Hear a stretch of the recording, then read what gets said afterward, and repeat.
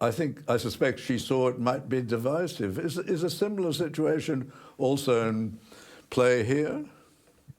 Without doubt. I mean, you got it exactly right. They're looking.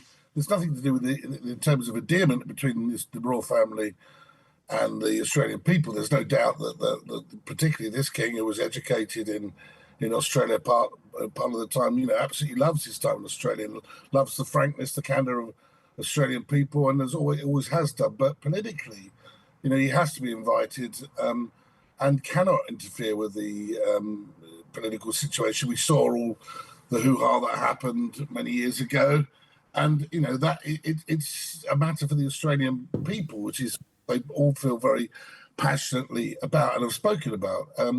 When Paul Keating pretty much politicised the Queen, it was a bit of a cheap shot, really, because in many respects, as Australian people who understand the Constitution know, the Queen and now the King are above that political position.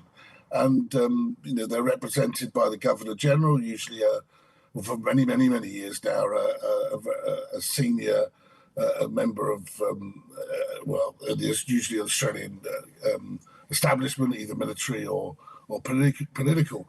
And that the executive power lies with not only with the federal prime minister, but with the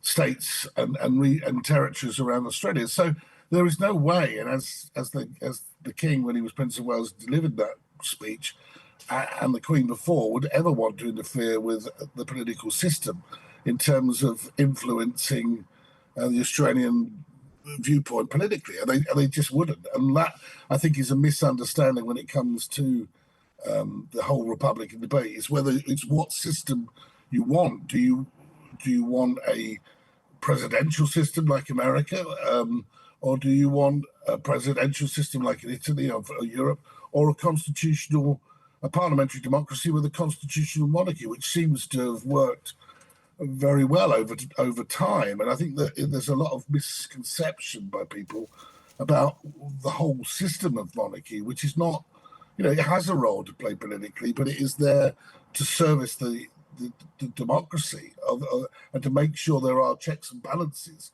when it comes to political parties not riding roughshod over the people.